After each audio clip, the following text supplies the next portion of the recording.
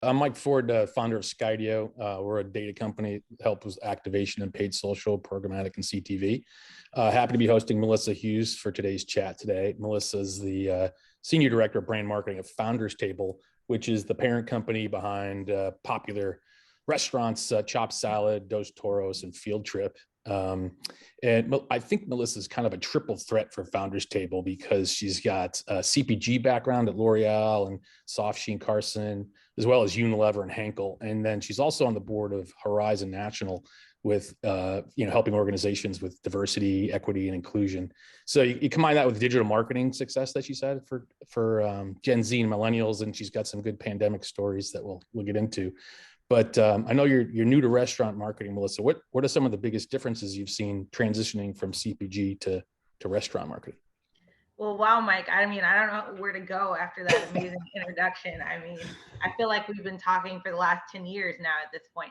But no, I think when I think about the differences in the industries of traditional fast moving consumer goods where I was before and transitioning into this space where not only I know the panelist before was talking about how we have data every day in the food industry, right?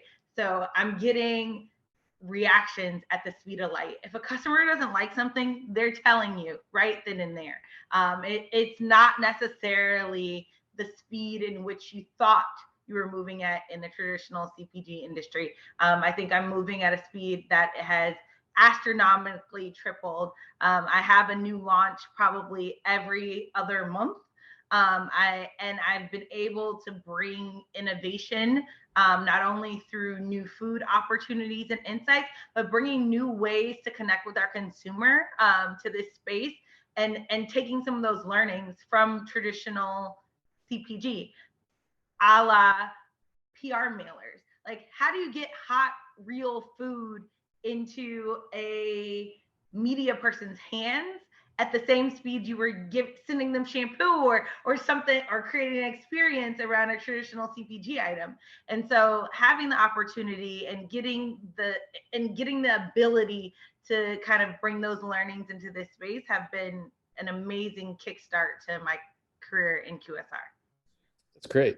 So a lot of people think of innovation primarily from a technology standpoint, but there's a bunch of different ways restaurants can innovate from either customer experience or marketing. And so love to hear about what you guys are up to at Founders Table and what you think's on the horizon for 2022. Yeah, so there's some amazing things on the horizon across all of Founders Table's brands. But one I'll point out that's in the market right now that just launched, and it's at our Dos Toros brand.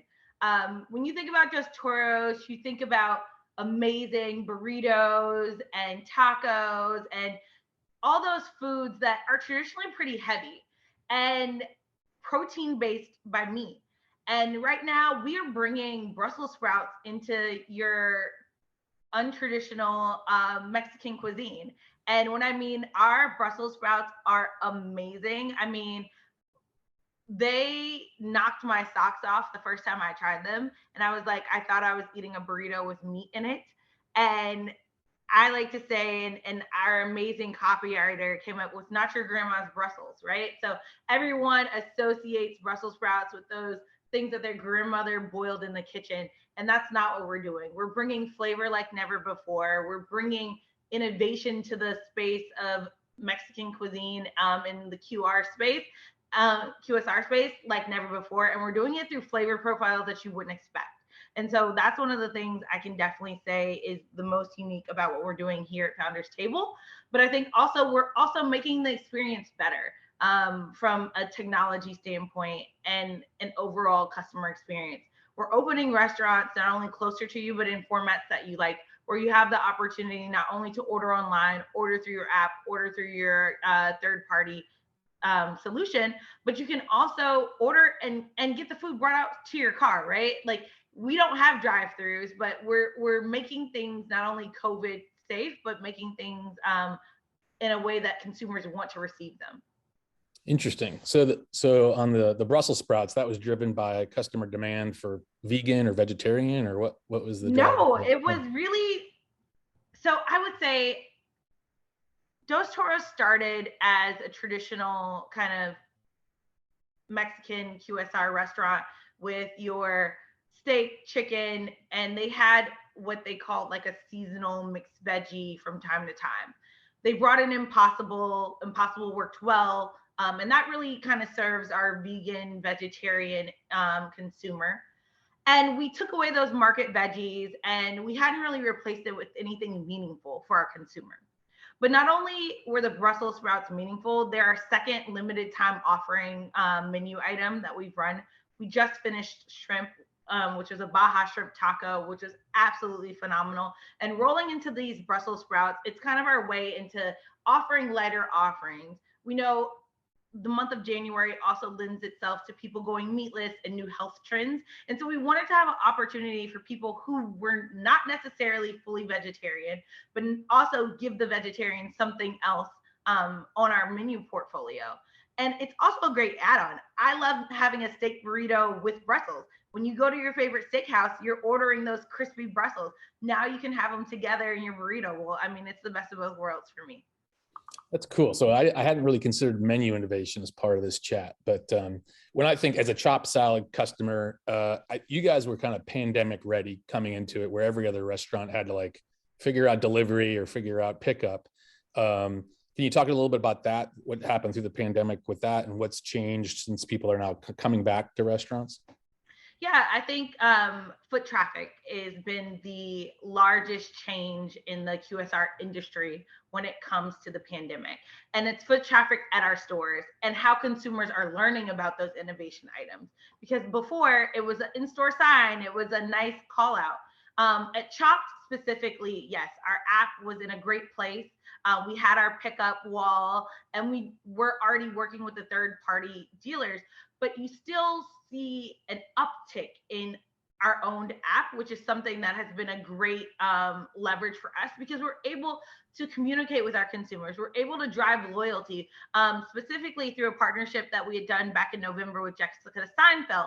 We piloted double rewards, offering people from our app in our community an opportunity to double their value when ordering a particular salad item. We've also been able to drive dressings.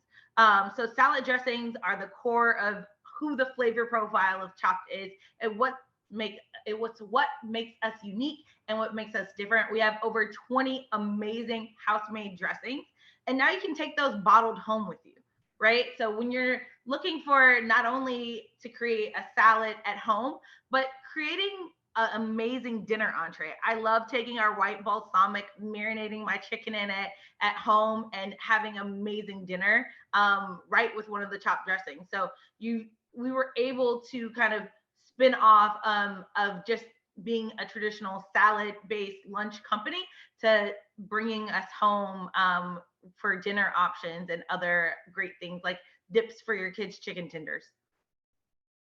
Okay, great. Well, this certainly is the flavor profile for Chopped is just amazing, and not really a big salad guy, but I was hooked immediately. So in terms of like in terms of like just the overall, you mentioned foot traffic, and so that's kind of near and dear to our places graph geolocation heart, obviously, because we help people measure that. But in terms of like restaurant customer acquisition versus CPG, just on strategies and tactics that you've seen that might be different or what works better in each? Yeah, I think when we think about a restaurant, consumers have millions of choices of what they're going to eat for lunch. If it's cooking at home now versus ordering out, gaining that customer and keeping that customer in the QSR industry is a bit tougher. I think when we think about CPG, auto reorder was kind of like a habit, especially with Amazon and Walmart Plus coming into the space. Consumers are just auto reordering, ordering the same thing, and not necessarily going into the store to see what's new and see what was out from competitors. But when consumers think about what they want to eat, it's about what am I craving? What makes me excited? What do I want that's different that I can't, open my own refrigerator to get? So it's in this space, I think acquisition of a customer is the toughest thing you can do. And then keeping them there and keeping them engaged is even tougher. And I think the best way that Chopped and Founders Table has been able to do it is by creating new items and new curated menu items across both platforms. Chopped has its destinations. Right now, we're in Destination Mexico. We partnered with Cholula, which is a national known brand for this round. And we're bringing in partners that are unique. So we had Jessica Seinfeld in partnership with her launch. We have Cholula now. We have a really exciting women-owned, women-founded business coming up in later February that I can't wait to announce. And I think there's so many really great partnerships that we've been able to come together and partner with people and brands that make sense, that we know our consumers will love, that will drive new trial for us. Oh, you're teasing us now. What's coming up? You got to spill the goods here. Can't spill the goods just yet, but I mean, I will tell you, the flavors are fiery, they're unique, they're bold, and they're true to who the Chopped spirit is. Okay. Well, I mean, so in terms of like, you know, and Keith had mentioned this from Duncan on like customer loyalty programs and things like that. What are you guys focusing on to kind of increase? Yeah, you said kind of double points, but is there other programs that you guys have that you find innovative? Yeah, so I mean, for me, I think there's some other companies that are doing some great things in the space and super unique. One of those being Domino's. I think their most recent campaign with actually sending gift cards from other businesses out to their customers with orders to help kind of save local businesses is like mind-blowingly unique. You know, really a business supporting others. At Chopped, not only are we doing loyalty through our owned app, through Level Up. Level Up is a platform that many restaurants use for rewards. You spend $100, you get 10 across our platform. And so it's been a great way to dive in and allow customers, especially our most loyal customers, ability to earn rewards. And we've been pulsing through double rewards on different entrees and different items. Right now, we're in our Eat Well, Be Well season, which is all around gut health at Chopped. And we have a miso gut booster, which is a unique dressing created, and a turmeric tzatziki out right now. And those items are like those items that we're kind of focusing on around rewards and usually and using it to focus around the menu. Okay, great. A lot of the you know, I've heard some of these things, you know, software as a service. Are you guys doing anything as like food as a service by subscription, or like what are you guys focused on there? So we've seen some great subscription service models launch in the last month across Taco Bell, across Sweetgreen, and it's really unique and interesting. Something we've owned and kind of done from that kind of subscription-y type is every year during National Salad Month in May, we've had some programs that have run in the past that have been kind of buy four, get the fifth one free from a subscription standpoint. But we see the space growing. We're excited to see where it goes. We haven't yet dipped our toe in the water there, but I think understanding how profitability works in this space will be super interesting as we see those brands, if they stick it to only being the month of January or continue to do it beyond. Gotcha. So what do you see kind of on the horizon for either the mobile apps or ordering systems? Like what are the technologies that you guys look at as, you know, potential investments or things that you're like considering for your own apps? No, I think when we look at technology, it's how do we create a way to make our messages more personal to each person? How do we ensure that the consumer journey is not one size fits all regionally or by store? How do we make sure that that customer who we know loves our classic Cobb salad is also knowing that there are 18 other dressings that they may want to try instead of the buttermilk ranch that they always get on their classic Cobb salad? And so using technology to tap in, using the ability to send notifications, not only through our own app, but while people are browsing on their normal browser, so that we're connecting the pieces of the pie outside of our own experience is what we're looking to doing in the future. And I think there's some unique tools out there that are and will enable us to do this, and some proprietary that we're building in-house. And I think there's such runway in this space, especially now that more consumers than ever are purchasing through some type of digital space, whether they're going through a third-party vendor or they're purchasing through us directly on our .com, our own app space. Since COVID, we've seen such a rise in that space and having consumers use that as a vehicle, and we don't really see that going anywhere. We at this time, we do want to see a pickup and uptick in-store activity, but we have definitely seen apps remain steady. Mm-hmm. So we had talked before about some of your TikTok experience. It seems to be on a lot of people's, especially brands, lists, like how do we crack the code on TikTok, because it's so different than anything else that we've really seen in the past. So I'd love to hear the success you've had there in the past, and like what your plans are to recapture that magic for Founders Table, I guess. Yeah, I think there is no secret sauce to the platform of TikTok. I think it's a bit of luck, prayer, and hope. But I think also with some strategic ways in, you can definitely make that platform work for you. I've talked about this in the past on Livecast, but definitely when I was at L'Oreal, leading the Soft Sheen Carson brand, one of my near and dear children to my heart at that time in my portfolio was Magic Cream Shave, right? And it's really the magic of magic that happened on Twitter. I mean, TikTok, not Twitter, on TikTok, where we were able to literally sell out of our shave cream for over 6 months, just off of consumers who weren't our traditional core target purchasing the product. And that was really from influencers taking the lead, owning it, and running off. Our consumer was a male African-American core base, and we had women who decided to use it to shave other body parts because it was their favorite wax studios were closed.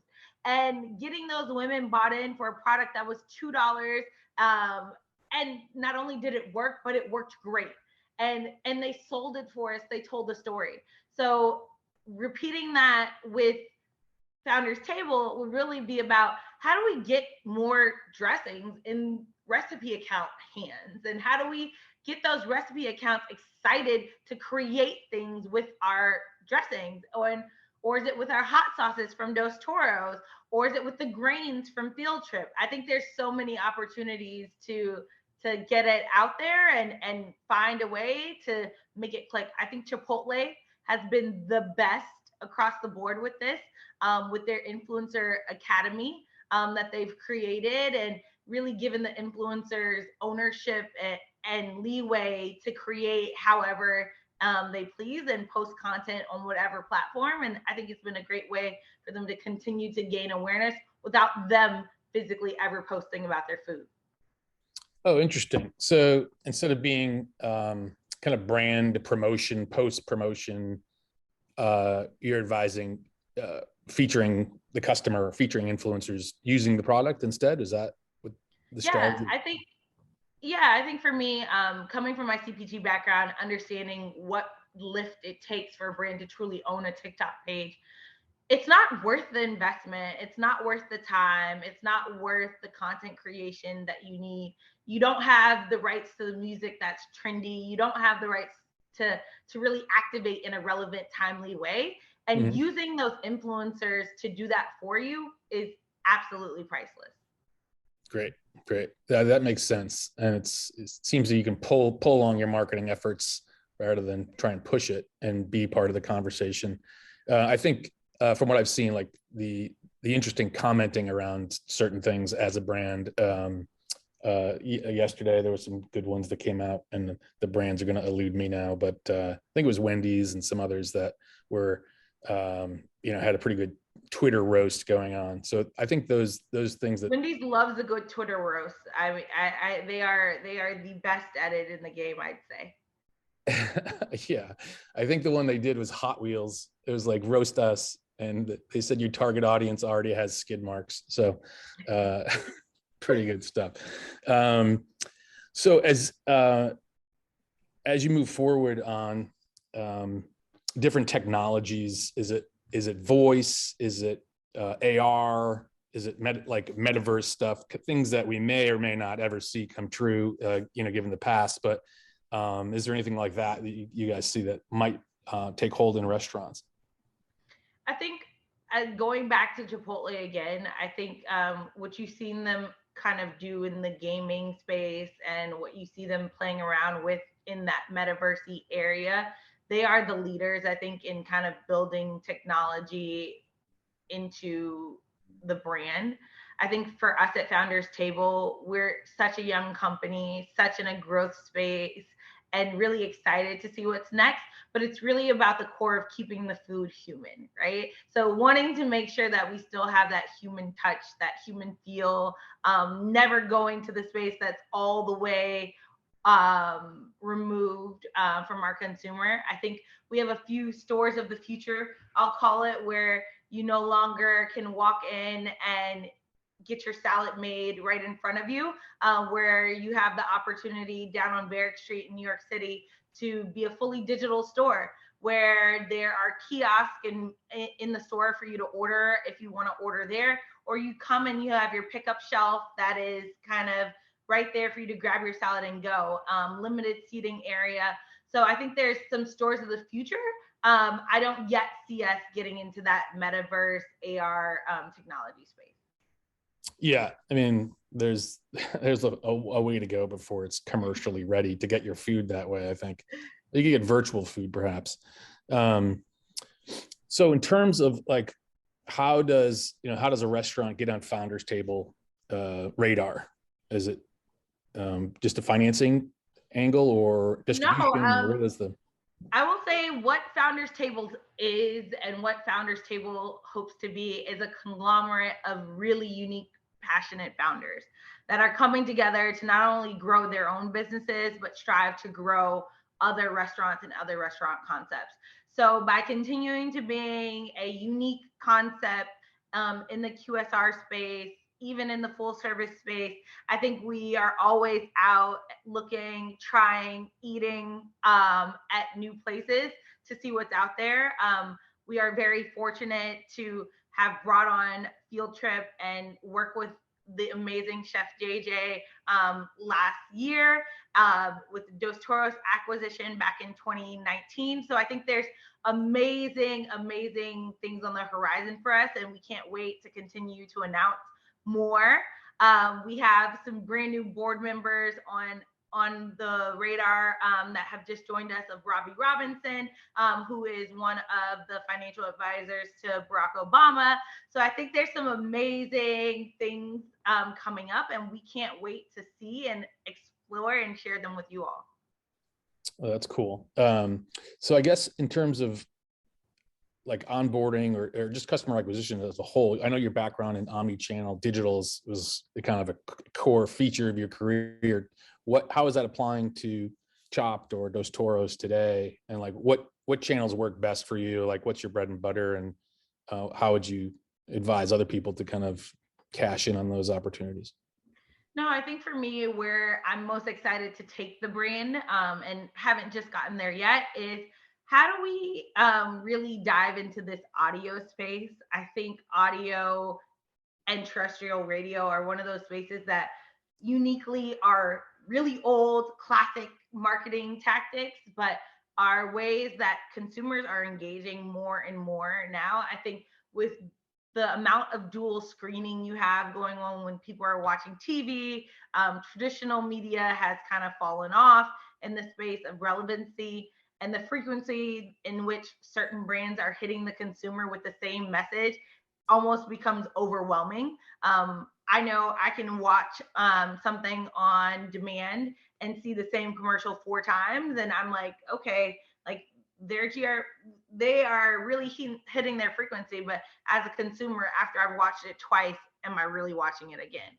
So I think it's that balance of uniquely connecting with the consumer, not only in places where they least expect it, but places that feel authentic to where they are.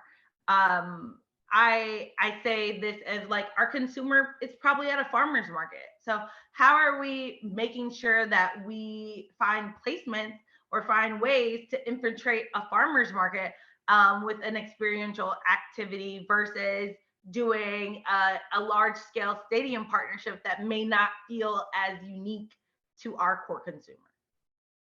Interesting. Well, I kind of see Chopped and Dos Toros as more like urban destinations. So how does a farmer's market fit into that? Yeah, so you are amazingly right. A main chunk of our restaurants are in urban, but most of our growth right now is in suburban markets. So Oh, we have been on a opening rampage of opening restaurants in suburban markets. We have just opened one in Stamford, Connecticut. We have one down in Morris Plains, New Jersey that opens next week. So we are branching out and really getting our foothold in those suburban markets to make us more than just a lunch place, right? We have more than just salads, and so especially at Chopped, our warm bowls are a great dinner option, right? We have some amazing warm bowls. When you're looking for something other than a salad, you can wrap your salad in an amazing tortilla and have one of our great wraps. So I think it's getting the consumer out of the mindset that we're a lunch brand. interesting. Now, have you tell me about like Dos Toros or Chopped consumer personas or profiles, and how does that apply to your work at Horizons on diversity and inclusion? Like, is there certain niches that you find marketing resonates better with, or certain techniques that are more innovative? Yeah, so I'd say my work at Horizons is really definitely around expanding educational equity and doing that through a EDI lens of diversity, equity, and inclusion, but coming in, bringing that back into founders table. And when you think about the consumer and you break down their personas and you look at how and where they are, I think one of the ecosystems that we found is that since the pandemic, a lot of people have moved out of the city, right? And a lot of those core consumers that we knew and loved are no longer there, or they're coming less frequently. And so, how do we engage this new set of people who are moving into the city, who had never lived there before, who may not know us, right? So, we have that consumer base that we're eagerly going after. And then how do we expand into these suburban markets where they already know and love us? Like we like Long Island, like Rye, Greenwich, Yep. Dobbs Ferry. Like we are out in the suburbs to serve that consumer. And our suburban consumer has kids, right? So making sure our menu has kids options available in those markets that you may not see in your traditional urban market. Make sure there's sides like macaroni and cheese and soup and chicken tenders in the South. And so making sure our menus are also regional that fit those markets as well. All right, cool. Looks like we got about 10 minutes left or so. So if there's questions, we can, submit those. I think that makes total sense. Like no one's going to the office yet at scale. And so all those people that are now on those, Metro North and Long Island Railroad stops. So if that's where you're basically just relocating the stores there, that's super smart. Was that based on just the train lines, or did you use data for that? Like, how do you guys? So we have an amazing real estate team. We have an amazing internal development team, and they go out, they scout, they use our loyalty data, they connect lots of dots and are always fighting to find us the best real estate all across the East Coast. So we are extremely excited. We just opened our second restaurant in Alabama this week. And so I think there is some amazing opportunities to continue to grow, and they find them, seek them out. And I get the fun job of helping to make sure the in-store design looks amazing. That's great. I think the experience of, just coming to the store, either picking up your food or just the ordering process. I think that's an area that this just kind of the speed of it is just way better for consumers. So like, what are some of the things that you use there to kind of measure those experiences or improve on them? Yeah, so through our app system, we can basically calculate the time from a consumer submitting the order all the way through the time it's delivered to you through DoorDash or third party. So we're really able to understand not only order accuracy, the time in which it took to make your order. And I think it's really helped us optimize how we do what we do.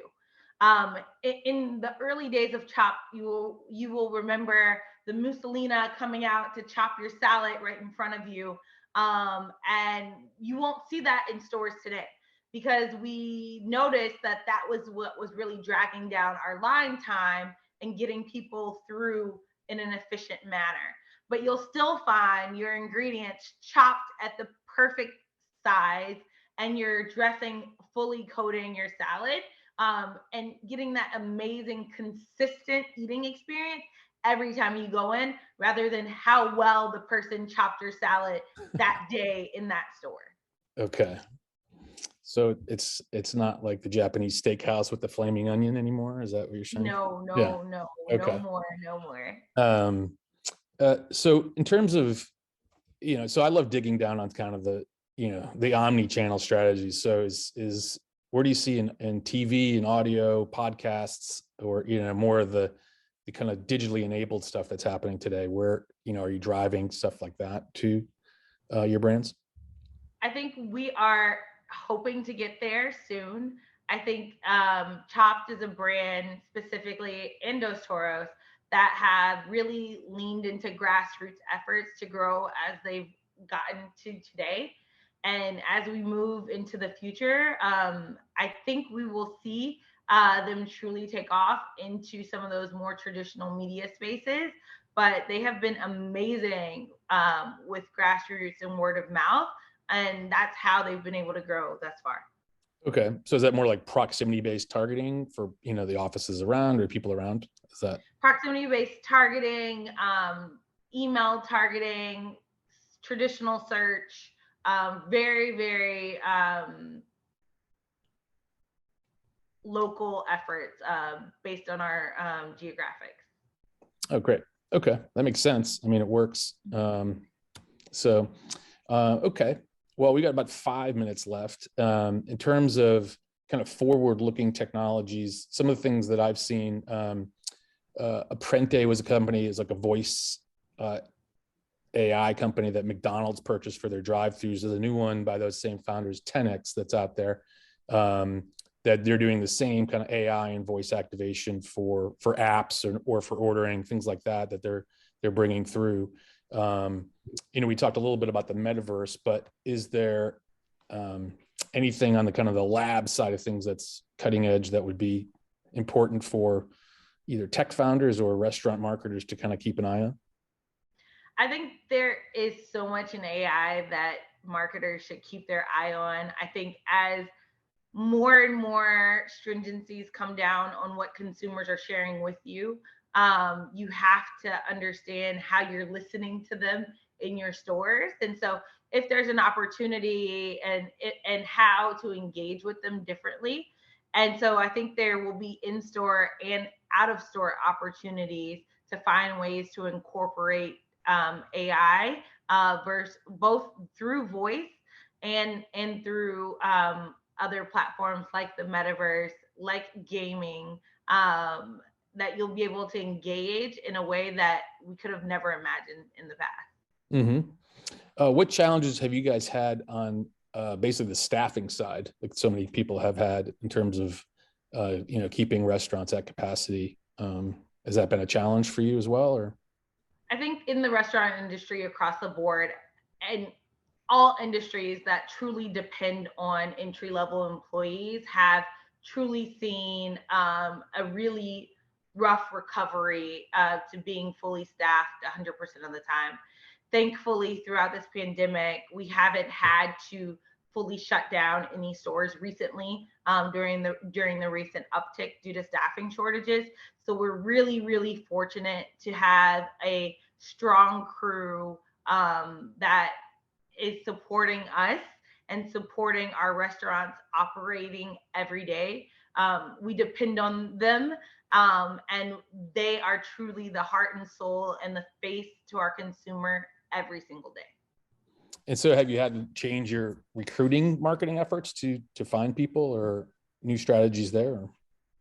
I think everyone in the industry has kind of shifted and thrown more incentives across the board, not only to recruiting, but to ensuring that we retain our talent. And I think that that has been not only tougher on our businesses from a bottom line perspective, but also making it ever more competitive between all of the restaurants, because we're competing for the same pool of people. Yeah, certainly. Well, I think the Brand Innovators research team did a good job selecting me for this, because my first job, I was a dough master at Pizza Hut. So it was amazing. I was the first pizza influencer ever, is my claim to fame. So look, I imagine you didn't lose those skills, Mike. Well, I just eat salad now instead of pizza. But, no, I'm just kidding.